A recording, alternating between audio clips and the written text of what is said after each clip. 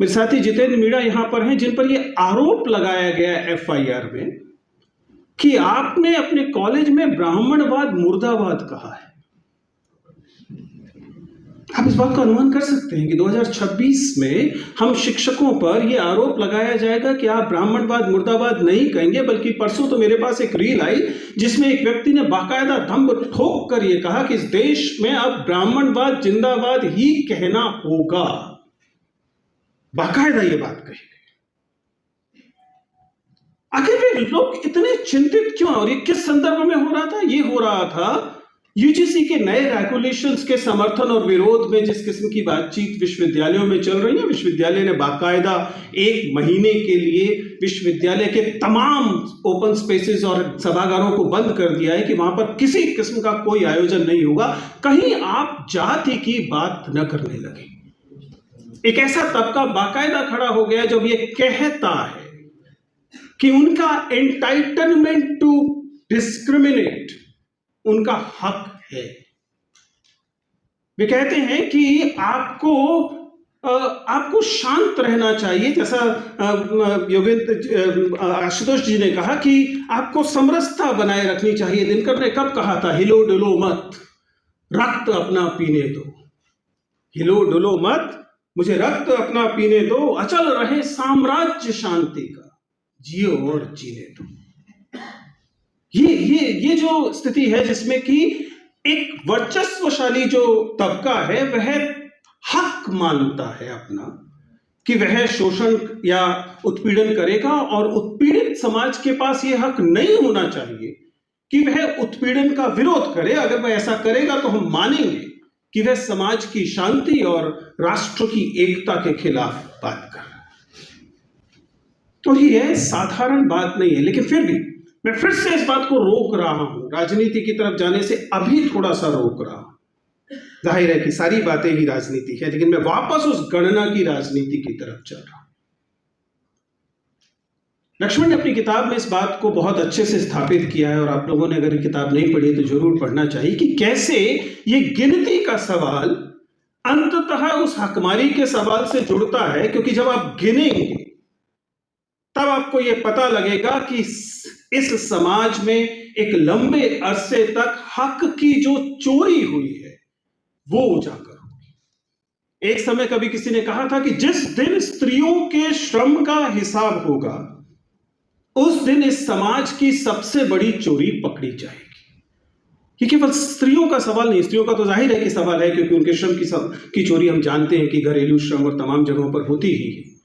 लेकिन ये कुल मिलाकर हर हक की चोरी का सवाल भी है कि जब जब आप हिसाब करेंगे, जब जब आप गिनेंगे, तब तब वह चोरी निकल कर आएगी जो अब तक चल रही थी।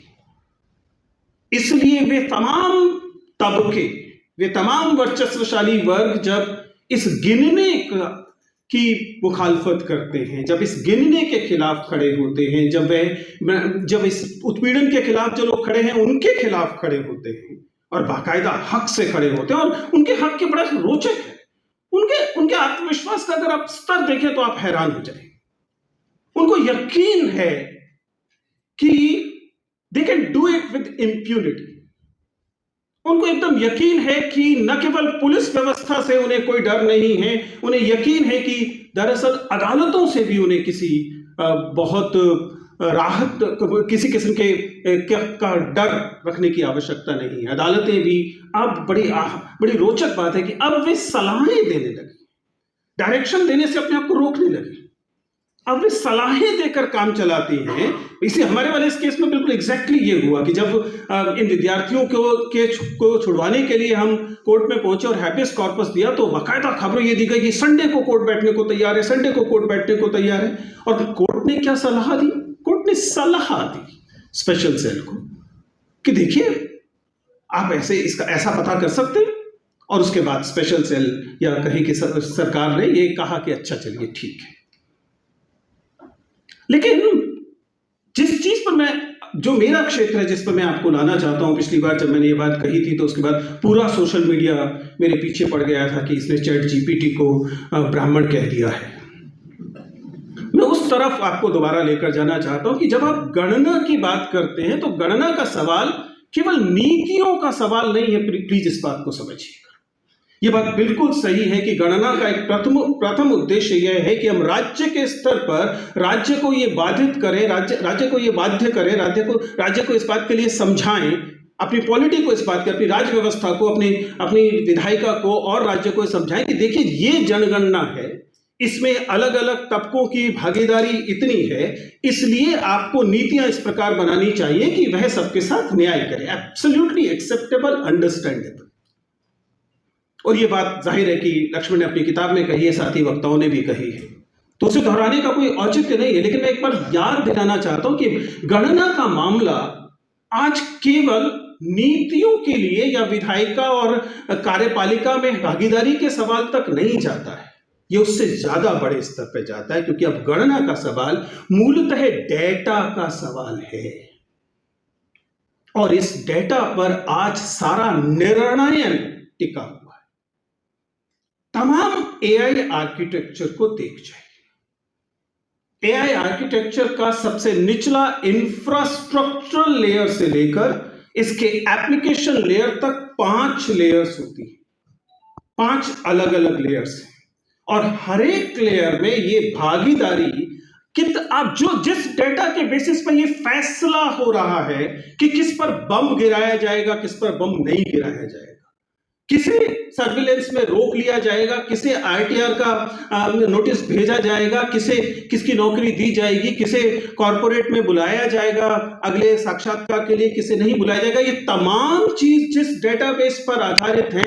मैं पूछना चाहता हूं कि हम पिछड़े तबके लोग जिनकी बात करते हैं, पिछड़े तबके के लोग, SC ST OBC, उनका उस डेटा में कितना हिस्सा है? जब आप यह आंकड़े लेना शुरू करेंगे, राष्ट्र के स्तर पर शुरू करेंगे, तब इसका अगला स्तर वो बताएगा, जब आपके पास वो डेटा होगा, कि जिस डेटा के बेसिस पे तमाम एआई इंफ्रास्ट्रक्चर खड़ा था, उसमें आपकी भागीदारी आपकी जनसंख्या के अनुपात में क्यों नहीं थी?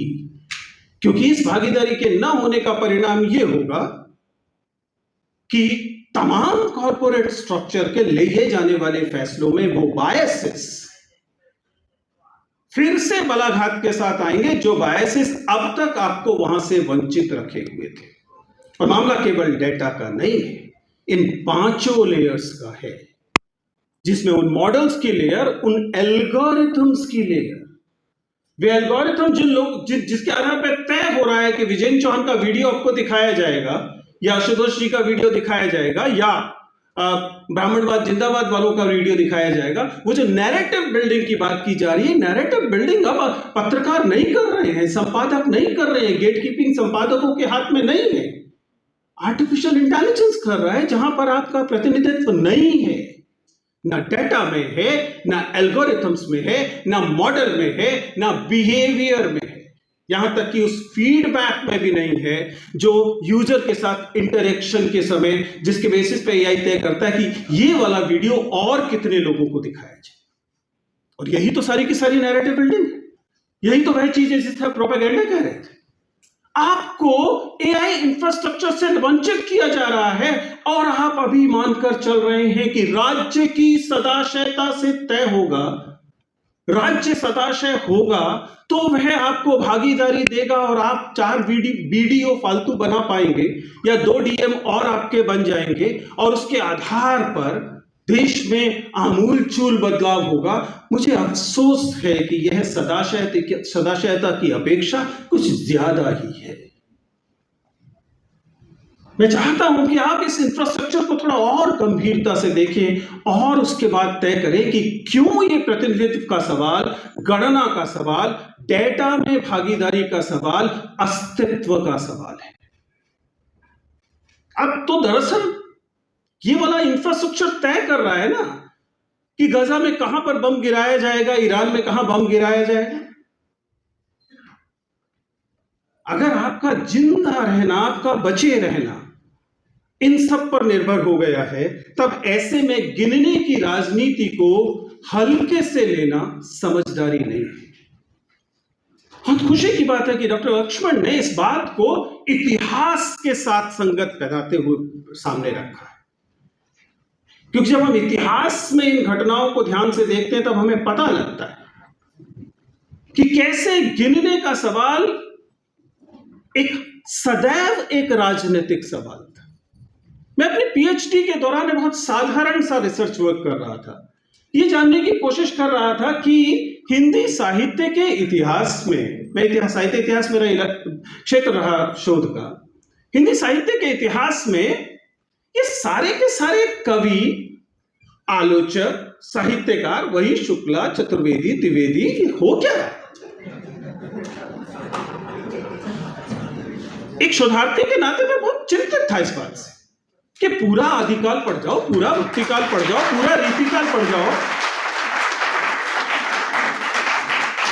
दलित गायब क्यों है? और जब मैंने ये सवाल अपने सुपरवाइजर से पूछा तो उन्होंने बहुत अबोध तरीके से कहा, विजेंद्र उस समय इस तबके के पास लिखने पढ़ने की सुविधाएं नहीं थी, इसलिए इनका साहित्य शायद दलित साहित्य में नहीं दिखाई देगा, हमारे हिंदी साहित्य के इतिहास में नहीं दिखाई देगा। मेरा मन ये मानने को तैयार नहीं था, मैं इस बात को स्वीकार करने को तैयार नहीं था कि 800 साल का आपने साहित्य का इतिहास लिया और कोई प्रिंटिंग प्रेस उस समय नहीं थी, तो लिखने के लिए ऐसा तो है नहीं कि आपको एकदम बिल्कुल अलिंद महेश्वरी चाहिए ही थे किताब छापने के लिए।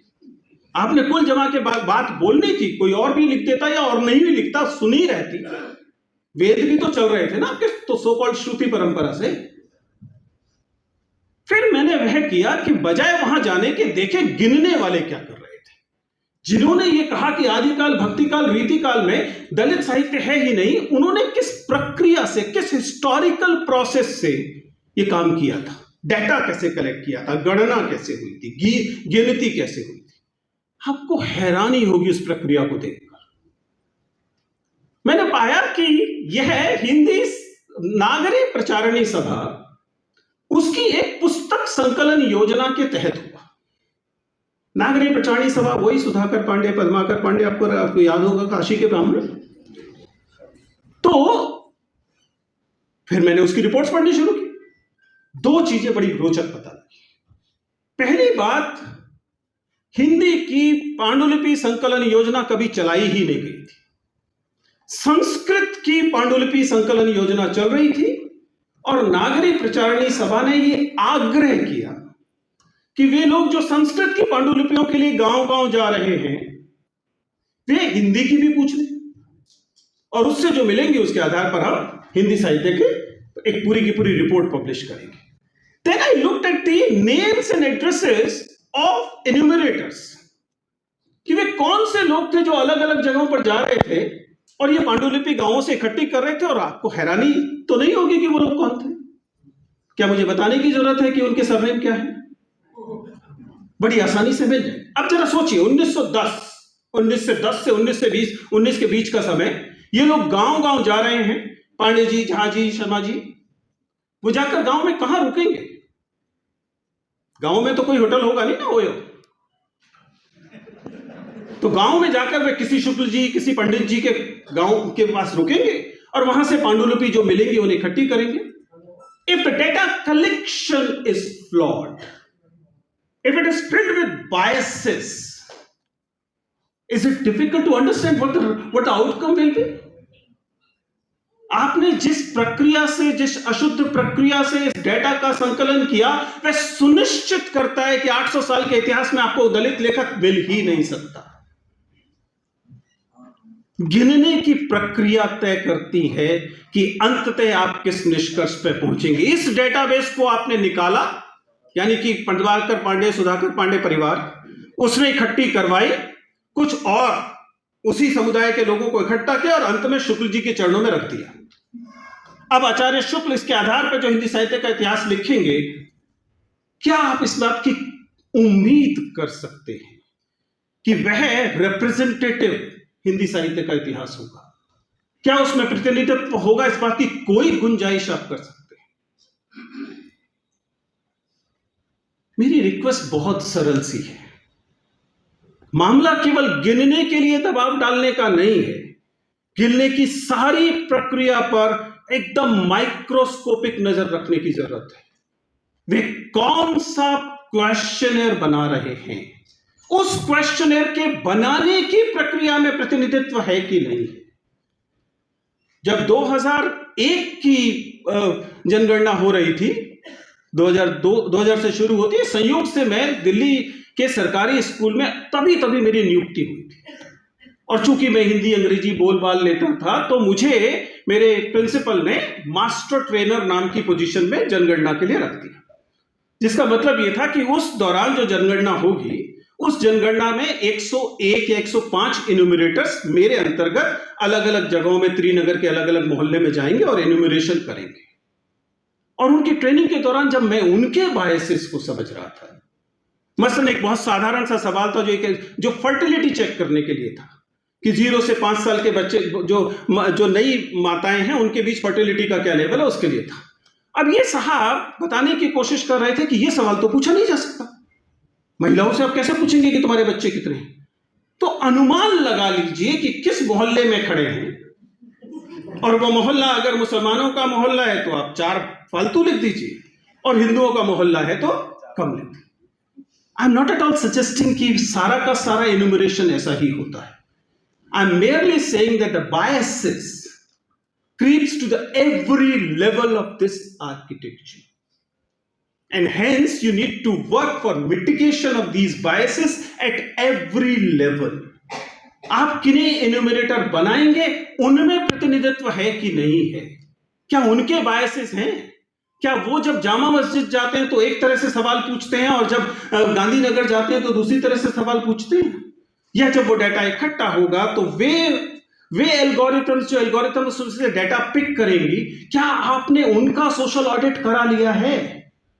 क्या आपके पास ऐसे लोग हैं पूरी के पूरे एल्गोरिथम राइटिंग में जो सोशल ऑडिट कर सके और एल्गोरिथम्स में बायस तो नहीं जा रहे उसे देख सके?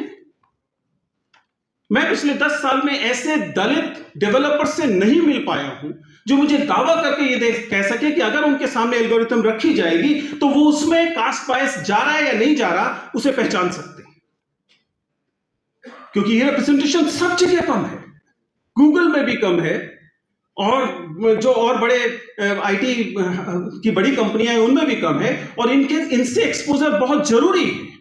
बिना इस एक्सपोजर के लिए आपके लिए एल्गोरिथम से बायस को निकाल पाना बहुत मुश्किल है। अभी तक तो हम सरकार को इस बात के लिए नहीं बाध्य कर पाए कि भैया ईवीएम में जो आप एल्गोरिथम डालते हैं, ईवीएम में भी तो आप रोज करते हैं ना, हर बार इलेक्शन से पहले प्रोग्रामिंग, तो उस एप्रॉन के प्रोग्राम को जरा सामने रख दीजिए, लोग देख के बता दें कि उसमें तो कुछ गड़बड़ नहीं है।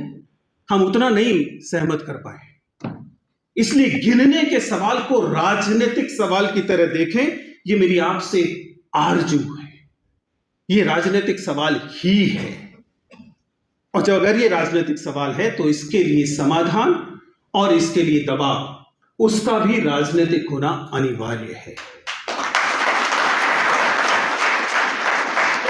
अंत में बस इतना कहकर अपना स्थान ग्रहण करूंगा कि हम अब उस स्तर पर पहुंच चुके हैं, सौभाग्य है हमारा कि डॉक्टर अंबेडकर हमसे पहले हो गए हैं, डॉक्टर फुले हमसे पहले हो गए हैं, कांचा जी हम लोगों को मार्गदर्शन करने के लिए पहले से हो गए हैं, जिसकी वजह से हमारे पास अब सवाल पूछने की कुव्वत आ गई है।